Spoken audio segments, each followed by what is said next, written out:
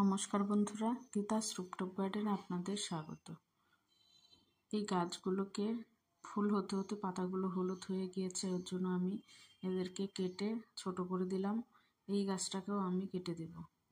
এই গাছটাকেও ফুল ফুটেছে অনেক, এখন কেটে দিব। তারপর দেখি আবার ব্রাঞ্চ বেরিয়ে সংখ্যায় এখন কম ফুল হয়, তাই আমি গাছগুলোকে কেটে দিচ্ছি।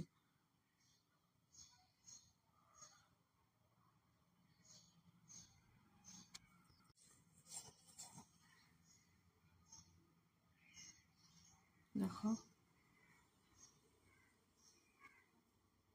পুরোটাই কেটে দিব, একদম গোড়া থেকে কেটে দিব। এক হাতে কাটা যাচ্ছে না, আমি কেটে আপনাদেরকে আবার দেখাচ্ছি।